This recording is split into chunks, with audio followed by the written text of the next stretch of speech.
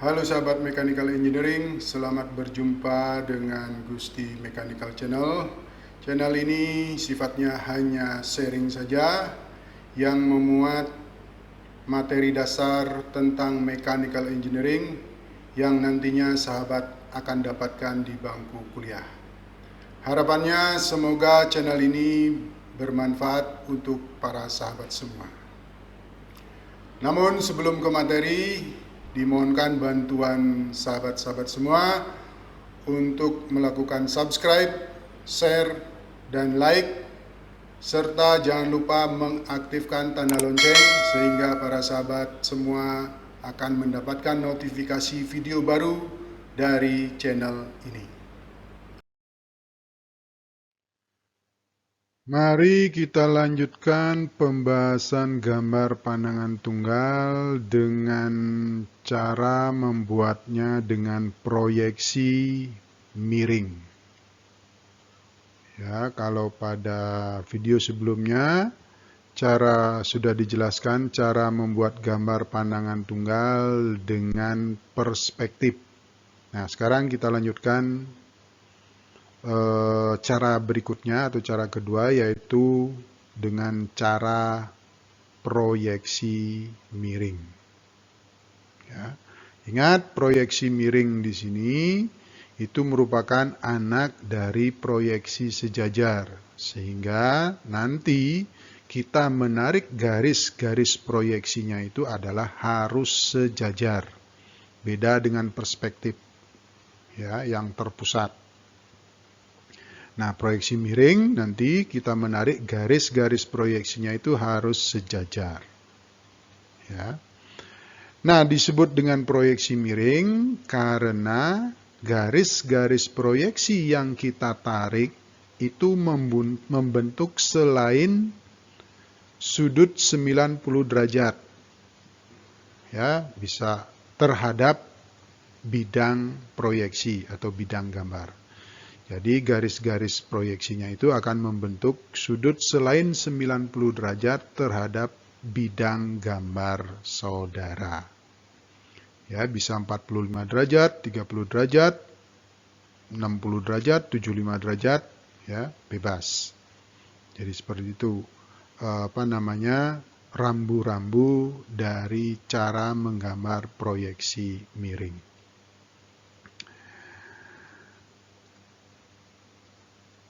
Nah, proyeksi miring yang pertama yaitu adalah proyeksi miring Cavalier. Ya, ini Cavalier. Nah, di dalam membuat gambar proyeksi miring itu kita membutuhkan yang namanya gambar penuntun. Ya, sama dengan perspektif satu titik. Kita juga di proyeksi miring juga membutuhkan gambar penuntun. Nah, gambar penuntun yang dibutuhkan pada proyeksi miring yaitu gambar penuntun berupa bidang. Artinya sama dengan teknik perspektif satu titik. Ya, perspektif satu titik. Bedanya proyeksi miring dengan perspektif satu titik itu garis-garis proyeksinya yang ditarik itu adalah sejajar. Ya, kalau yang perspektif itu terpusat. Jadi itu.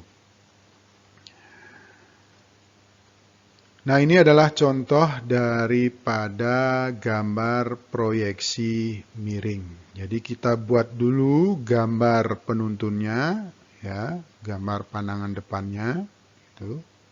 Ya. Nah, kemudian dari gambar pandangan depan kita tarik garis dari sudut-sudutnya ini, kita tarik garis garis proyeksi yang sejajar. Ya. Yang membentuk sudut selain 90 derajat. Nah, di sini dalam hal ini adalah bisa 45 derajat. Nah, ini adalah garis-garis proyeksi yang kita tarik sejajar, semuanya 45 derajat ke belakangnya. Ya, itu. Nah, seberapa panjang, seberapa dalam dari apa namanya, dari balok ini, ya, ini seberapa dalamnya ini. Nah, untuk cavalier, proyeksi miring cavalier, nah panjangnya ini itu adalah full scale, ya, full scale. Dalam artian begini, kalau panjangnya ke belakang ini ada pada benda itu 10 cm, maka kita tarik garis ini atau panjangnya ini itu adalah 10 cm. Nah, setelah kita menentukan panjang 10 cm ini, kemudian kita tarik garis yang vertikal sejajar dengan ini. Ya, sejajar dengan garis vertikal dari gambar penuntunnya ini. Ya, itu. Jadi itu yang disebut dengan full scale, ya, untuk proyeksi miring cavalier. Ya, ini full scale. Ya, ini full scale semua. Ya, full scale. Jadi seperti itu. Ya, tetapi nanti kalau ada skala, ya tentu nanti juga bisa diskala ini panjangnya ini. Ya, panjangnya.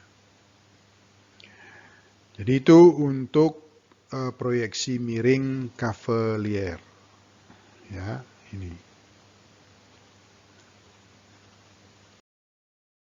Selanjutnya proyeksi yang miring yang kedua itu adalah proyeksi miring kabinet.